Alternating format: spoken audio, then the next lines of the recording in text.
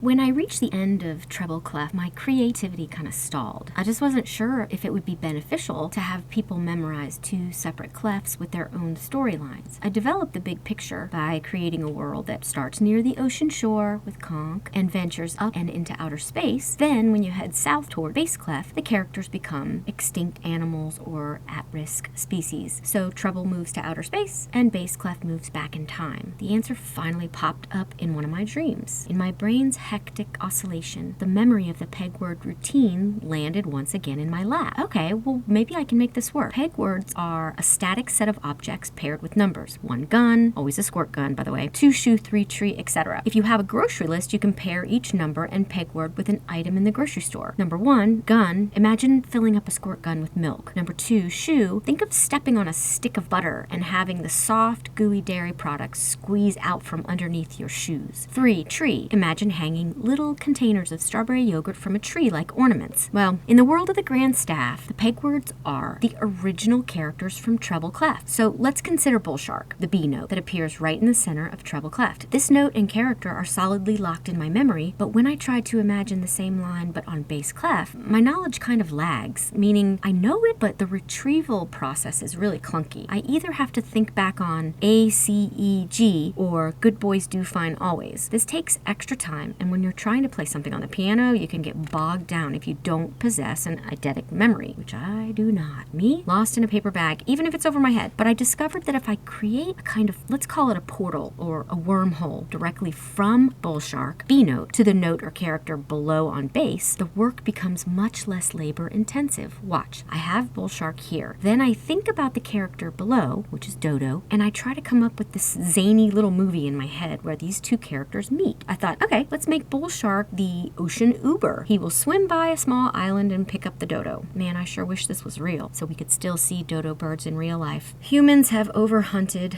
introduced non-native predators, and destroyed the dodo's habitat. Well done, humans. So when you imagine bull shark on the middle line, you can simply stop, close your eyes, and ask, what character do I see in my imagination interacting with bull shark? For me, it's memorable because the bull shark surprisingly does not eat the dodo. He probably told everybody it's because dodo doesn't taste like chicken, but I think it's because bull shark secretly has a tender heart. Well, there's no time like the present. Let's try it out. I'm hoping that you have bull shark, the B note, rooted firmly in your memory. He is here, hanging out on the center line of treble clef. And you may not remember, but bass clef is comprised mostly of animals that are either endangered or extinct, just to set them apart in terms of time. Dodo is the extinct animal that shows up on the middle line in bass clef, so we need to pair him with the bull shark. Bull shark is swimming along and notices that Dodo needs a ride. I imagine you thought he was gonna get eaten. Nope, I've seen way too much of Shark Week. I am not going back in that water, and no imaginary animals will be harmed during the creation of this project. Now, whenever you want to access the note on the middle line of bass clef, you just need to pull up your file in your mind of bull shark, and you will easily see Dodo taking this ride. I know, it's silly, but I'm hoping it helps it stick. And while we do initially pair the two characters, remember that our ultimate goal is to see what animal and note appears below on bass clef. So I'll end this segment by letting both animals take their respective spots on treble and bass clef. Dodo is the first D to the left of middle C. One down. Let's keep going. By now, you should have feather, F note, rooted firmly in your memory. He's here hanging out on the very top line of treble clef. Anglerfish is the endangered animal that shows up in this same spot on bass clef, so we need to pair the two animals. With changing temperatures, many ocean animals are vulnerable, but the spotted handfish is a type of anglerfish that is extremely rare and thought to be on the brink of extinction. I used a more generic image of the anglerfish, but the spotted one is incredibly cool. You can watch as the feather drifts down and is then picked up by the anglerfish to adorn his tail. He loves his feathers, so he keeps adding new ones to his collection. Now, whenever you want to access the note on the top line of bass clef, you just need to access your memory of feather and you'll easily see anglerfish in all his glory. We pair the two with the knowledge that it's a temporary placeholder. Once you start playing music, the silly images will fade away, but you'll always be able to retain your new knowledge of these notes forever. Anglerfish is the first A to the left of middle C. And here they are one more time on their respective spots on treble and bass clef. I hope you're starting to get the hang of all of this. By now, you should have eel, E note, rooted firmly in your memory. Here he is, hanging out on the bottom line of treble clef. Gecko is the endangered animal that shows up in this same spot on bass clef, so we need to pair the two animals. You can watch as eel and gecko work out together. They're both in fantastic shape from all of this activity. Now, whenever you want to access the note sitting right on this bottom line of bass clef, you just need to pull up your file in your mind on eel, and you will easily discover gecko.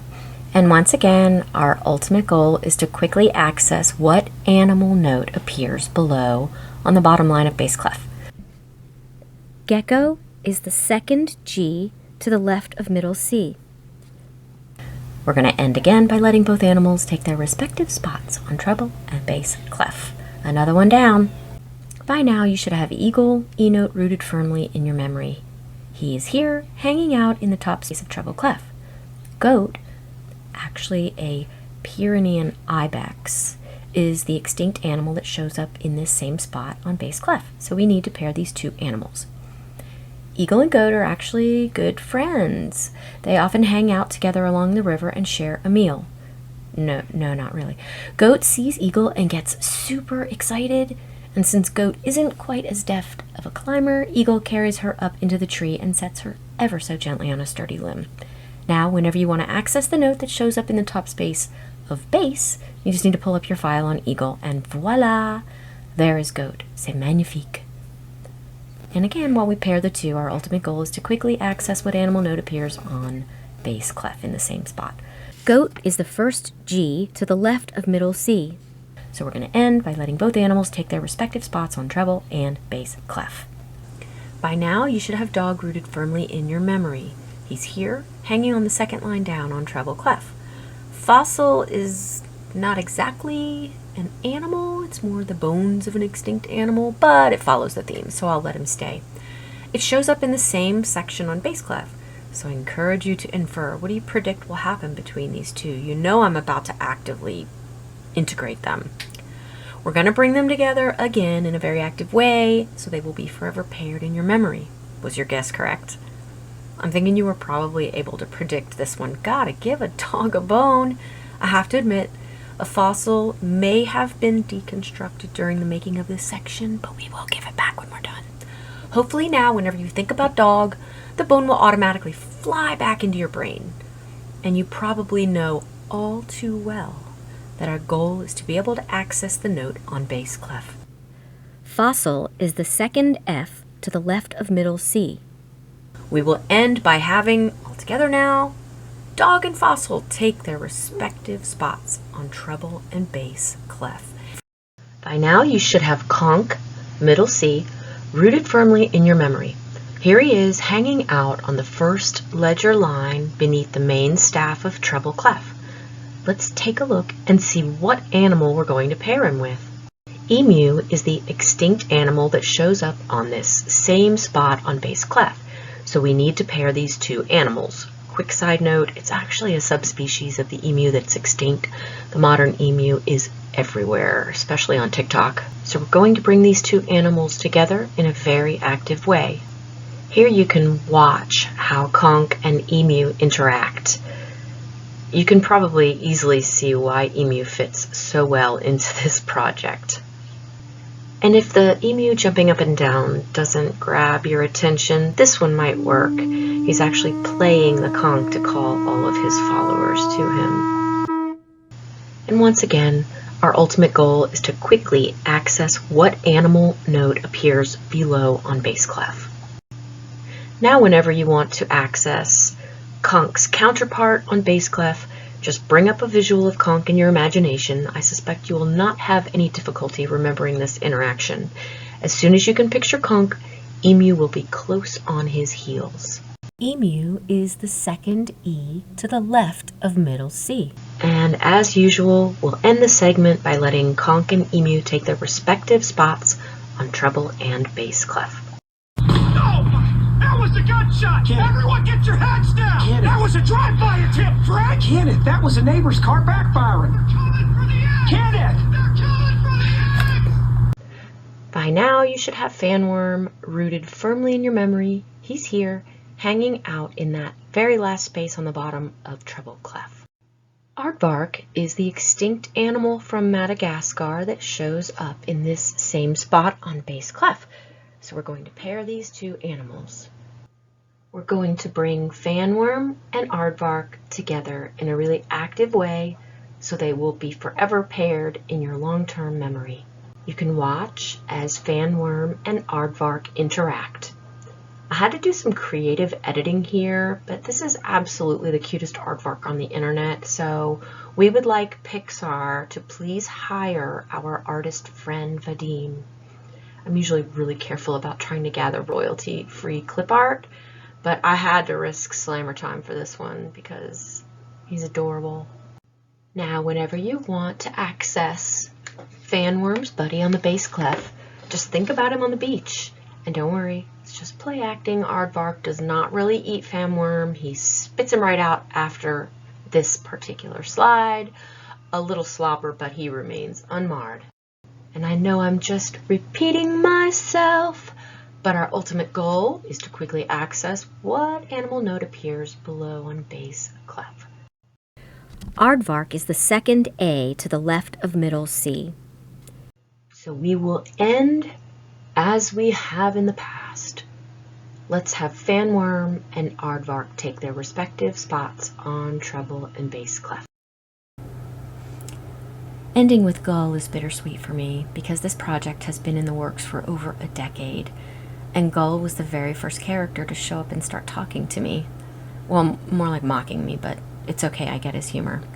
So for the very last time, by now you should know exactly where Gull, the G note, is on treble clef. He is here once again, hanging out above the top line of treble clef. We'll be pairing him with a beautiful girl from the depths. Welcome, butterfly of the sea, which is actually a kind of sea snail. And they're not really extinct or endangered. However, they are a vulnerable species. Their numbers have diminished as a result of rising ocean temperatures. Knowing what you know about Gull's penchant for laziness, you can probably easily see him convincing Butterfly of the Sea to form a raft and take him places. Why fly when you can get tiny snails to swim you wherever you want to go? He's shameless. Now, whenever you think about Gull, you'll easily remember Butterfly of the Sea because he's getting shortchanged. No, literally, gulls do not tip, they steal. And while we pair the two for the final go-round, you very well know our goal, to quickly access what animal note appears below on bass clef.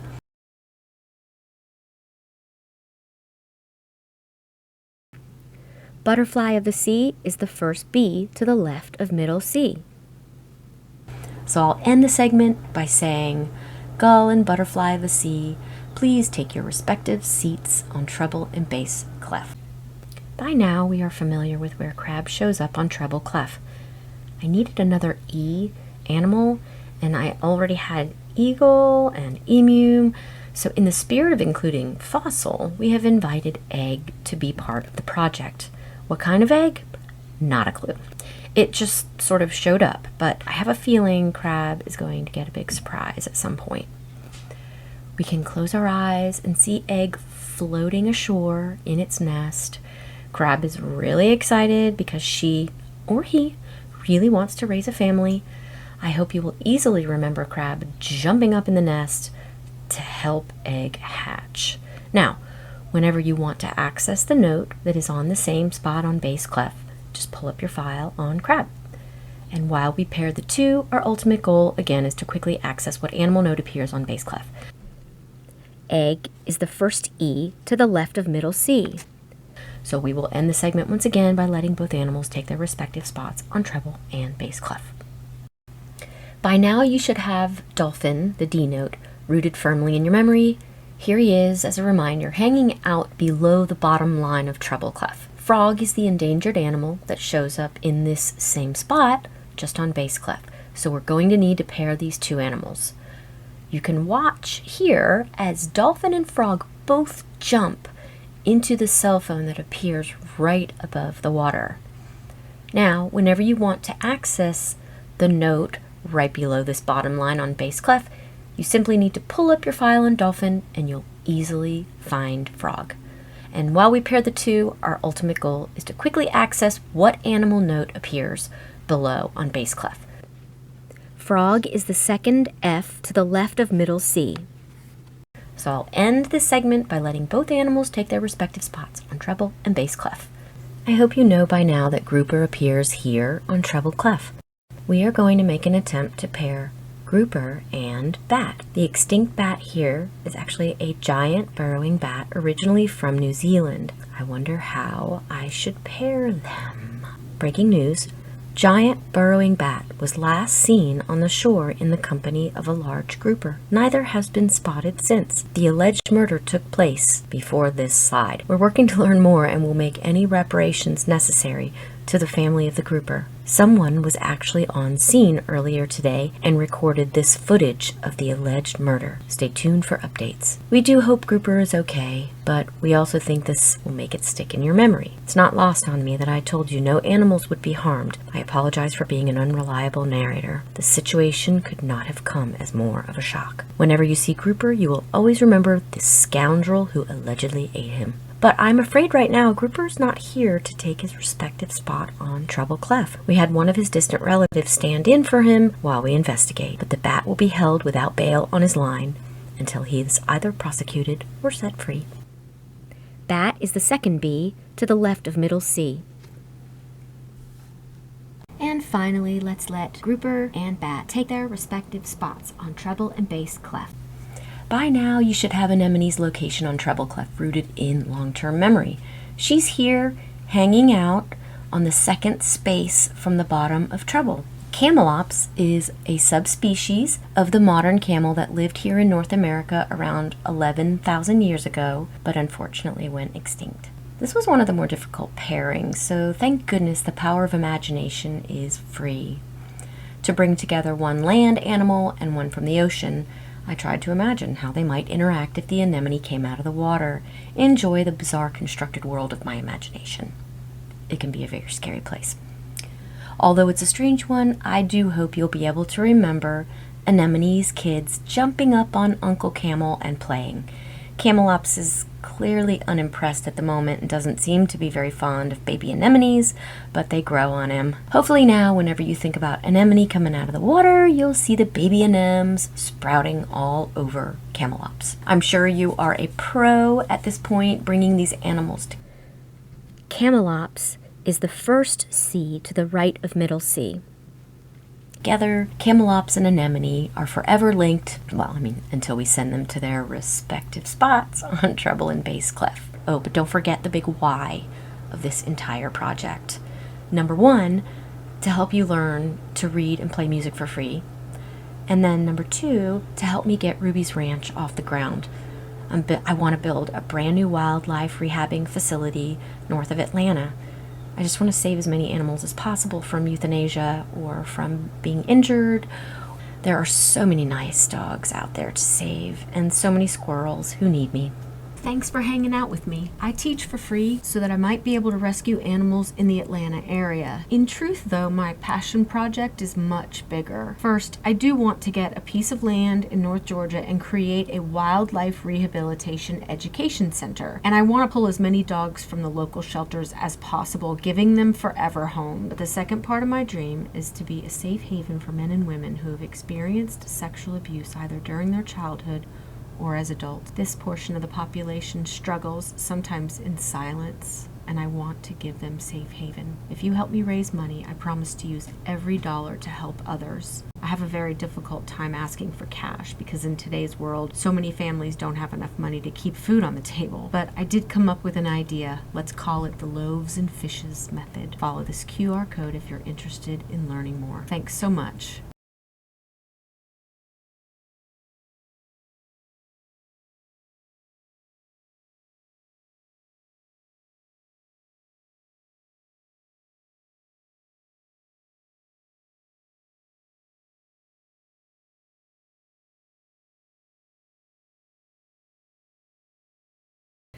Aardvark is the second A to the left of middle C. Frog is the second F to the left of middle C.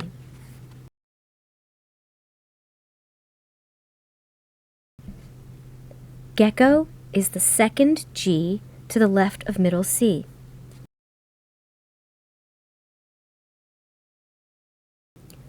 Crocosaur is the second C to the right of middle C. Crab Nebula is the second C to the right of middle C. Conch is middle C. Bull Shark is the first B to the right of middle C. Butterfly Nebula is the second B to the right of middle C. Grouper is the first G to the right of middle C.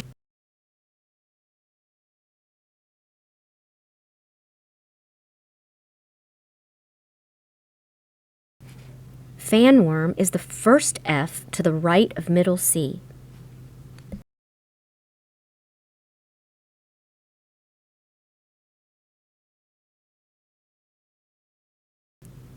Dragonfly is the second D to the left of middle C. Airplane is the second A to the right of middle C.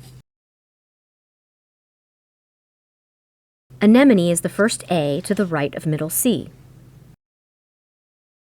Black Rhino is the third B to the left of middle C.